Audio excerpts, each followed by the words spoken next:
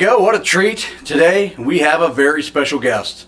But first, I'm looking good, feeling good, loving life. I hope you can say the same. Today we have a very special guest. He is a longtime wrestler, 12-year pro.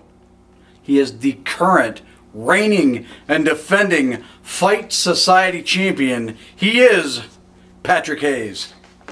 Thank you for being here. Thanks for having me, man. Let's go ahead and jump right into it. Let's do it. How did the love of wrestling start for you? Oh man, it's my oldest memory that I have. The oldest memory I have is my dad. Somehow I don't know how. What if it was a video or whatever he rented from the video store. It was WrestleMania 2, and I'll never forget. He was so excited. He was rubbing his hands together, and I had no idea what I was about to watch. And WrestleMania 2 is 86. So let's say I was probably, I don't want to give away my age, but I was a young boy, and it's my first memory. It's my oldest memory in wrestling and in life. So it's been constant forever, and ever since I saw it, I was hooked. And I knew that's all I ever wanted to be. Did you have some favorites growing up? Always. Hulk Hogan. Still. Hulkamaniac forever. My entire life, Hulkamania will live forever, at least for me. And then it was always Hulk Hogan. Always. A little bit Jake the Snake. Well, then when I got a little bit older, but then when I started understanding the business a little bit more, I understood like work rate and stuff, and it was guys like beautiful Bobby Eaton, Chris Benoit, and currently Randy Orton is just flawless. I mean, he's smooth as, he's the best. Okay. A couple years later, you got a little older. You maybe found out about independent wrestling. How'd you find out about independent wrestling? I'm gonna sound like such a BS answer, but Pro Wrestling Illustrated would have the PWI Almanac, and in the back it would have this catalog of how to get a hold of local independent companies, and there was one in Youngstown called IWA Wrestling, ran by Preston Steele, and I always wanted to go there, but I was super young, and but then I'd go to shows.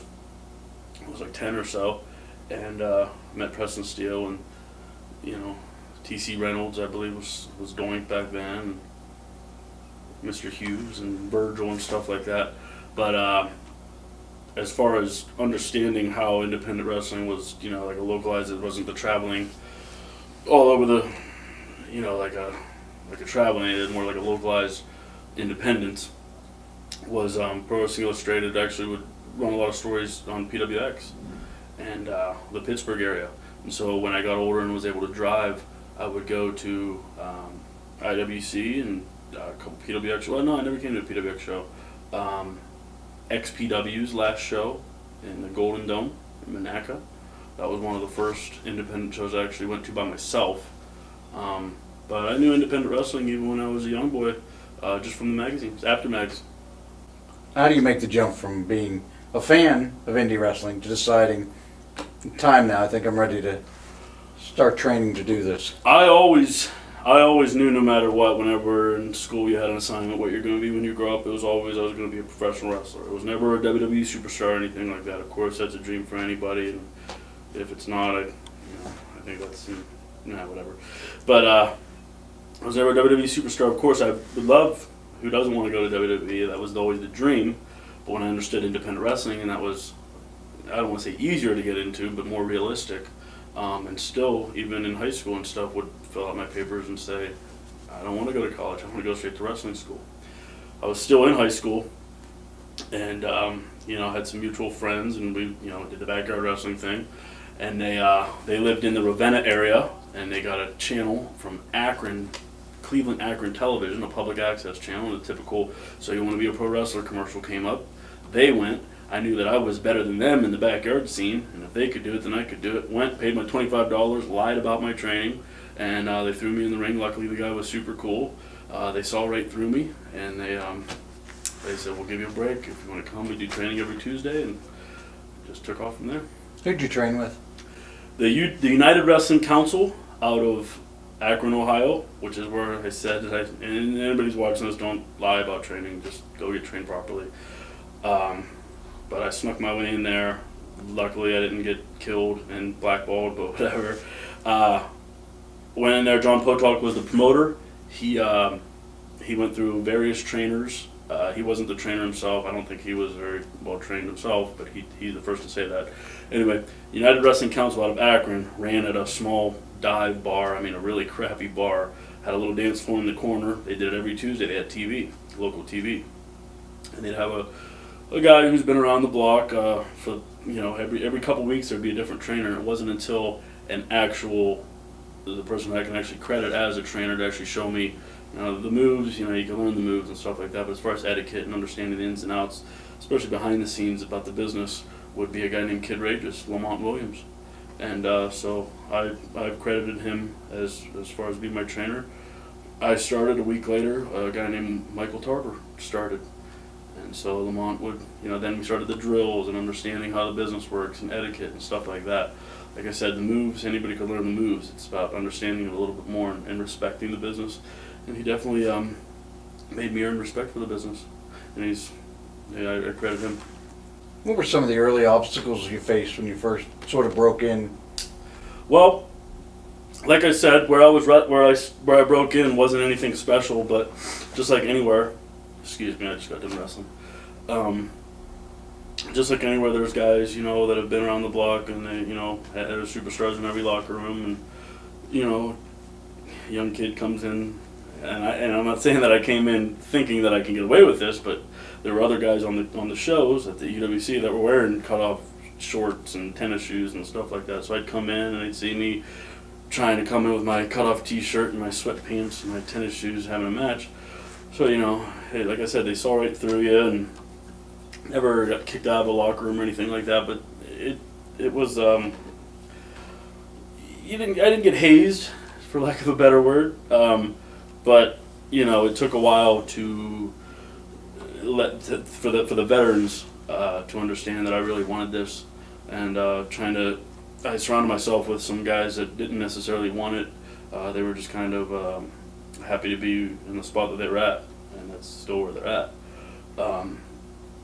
So to get through that and have the guys realize that I really wanted to do this, it took some doing, years, just a good solid year and a half of just straight ass kicking every single Tuesday night.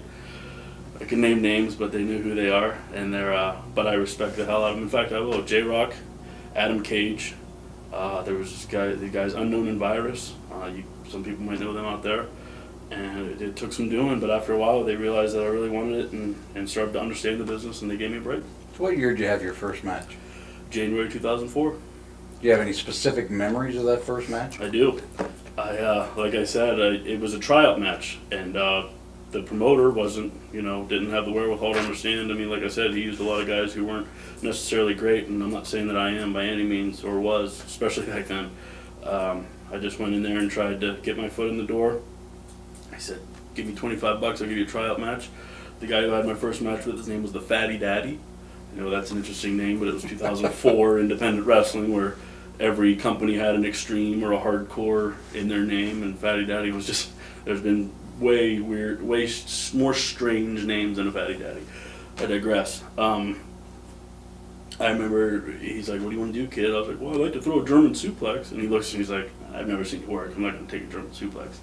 But the one memory I have, which I probably shouldn't have because I'll get to that, hit one of his spots was I whip him off the ropes. He does the underarm, short arm reverse, whatever, and super kicks me. I take the bump. It was the first bump that I ever took. Again, fibbed about my training. Bumped right next to the apron of the ring, and the ring was carpet padding, and this specific spot where I bumped did not have any padding. I was like right on the back of the head, didn't tug my chin, nothing. And how I remember, I don't know, but after that, we went home shortly after that. Let's say I had this magic power that I could take you today and send you back in time to that day in January 2004. You could speak to the much younger version of yourself. What would you tell yourself? I would say, as convenient as it was, I don't want to say easy because it wasn't easy.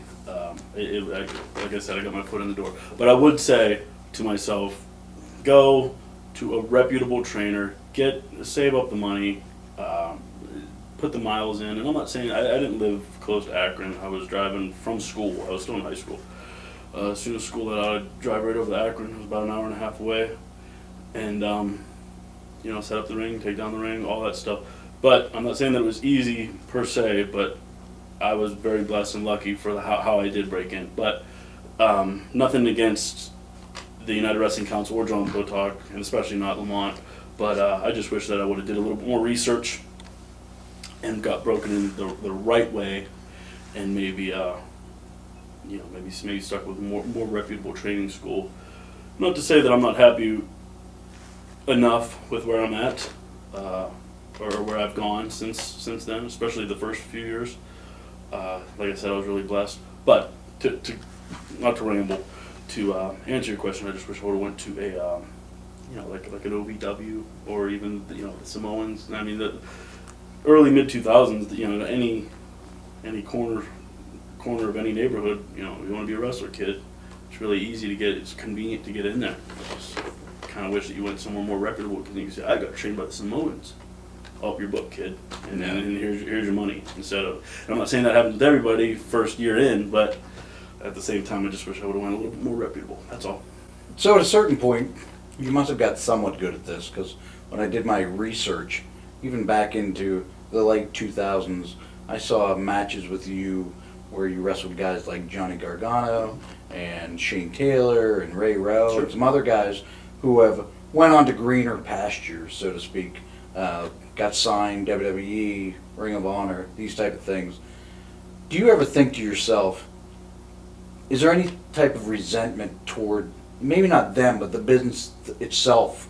You know, why them? Why not you? Do you ever think about that? Oh, sometimes I do, and sometimes I do. I don't resent any of them. Ray's always been very kind to me.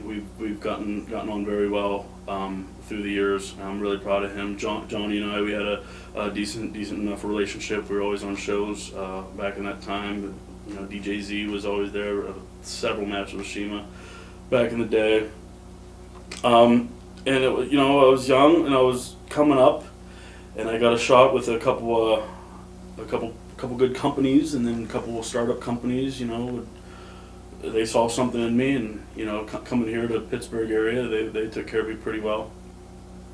There's no resentment to that. I do think, you know, if you would push maybe more discipline as far as reaching out and trying to make contacts. I mean, like I said, like when I first started, it was like I'm working, you know, Friday, Saturday, you know, the old cliche, Friday, Saturday, and Sunday, and they're calling me, you know. So then when the phone stopped ringing or a company goes under or whatever, you know, I didn't understand how to go out and, you know, I didn't go out and make those calls and try and contact bookers. I felt like I was begging for a booking and stuff, and you know, even now it's kind of hard to swallow your pride and, you know, continuously email these places that won't email back. But back then, you know, I was young and naive and dumb, and I thought, you know, well, I'm wrestling every weekend and you're not. So I mean, then a couple years go by, and then, well, this guy's getting looked at. He's probably gonna get signed, though. I mean, not so many words. I think I maybe right on around that level. So it's a little bit discouraging, but at the same time, it makes you work harder, and you know, maybe the door might be closing pretty fast as the years go by. But you know, you never know in this business. So I wish them all the best of luck, and hopefully I'll see them down the road sometime, and we'll get it on again. Everybody in this business, if you have any type of success, certainly will have people that despise them, hate them, talk anonymously about them. Absolutely. You're no different. What are some of the things you've heard about yourself that you maybe feel like isn't fair, or some of the things maybe you've heard that is criticisms of you that you think is fair? Well, you know, success, you know, in wrestling, it's especially on the indies, you know, and in the local scene and stuff like that. It's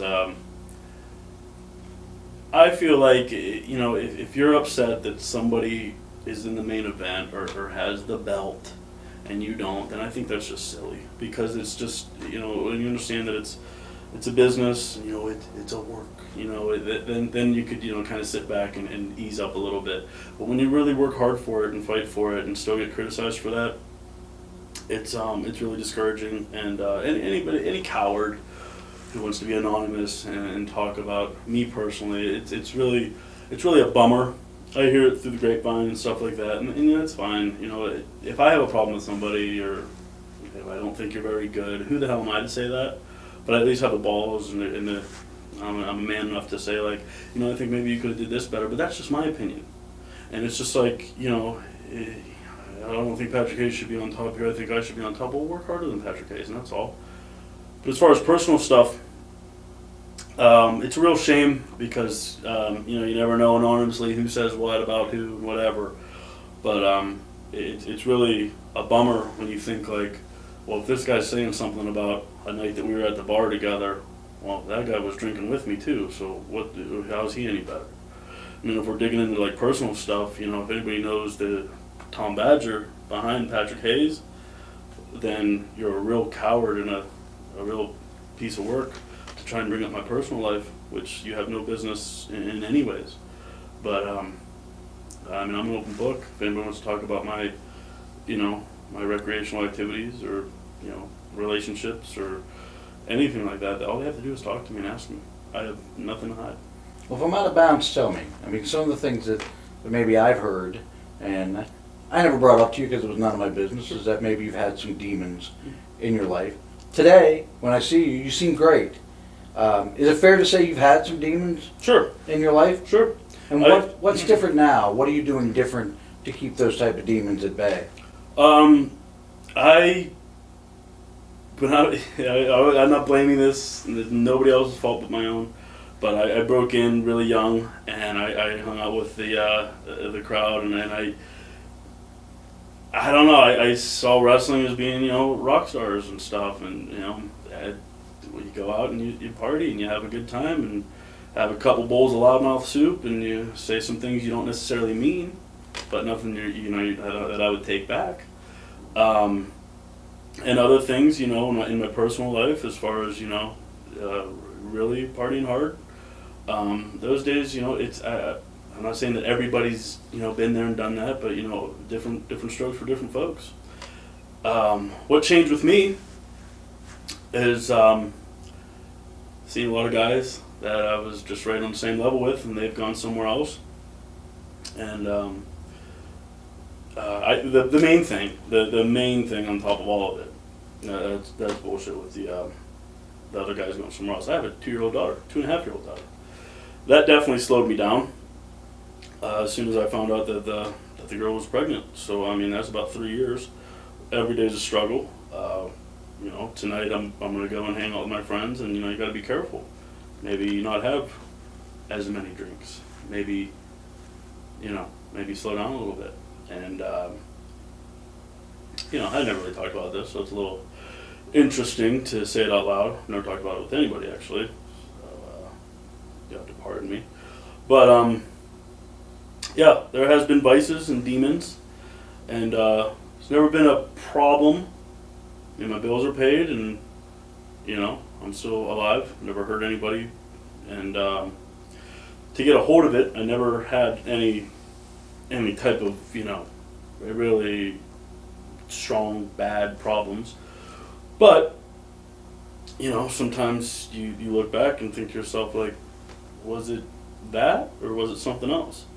Because that definitely didn't do you any favors as far as where your life has gone, as far as wrestling or work, you know, jobs or family things or whatever. You know, if you missed something, or if you've done something wrong, or if you hurt somebody's feelings, or broke someone's heart, is it because you had a couple too many cocktails, or is it because of other things?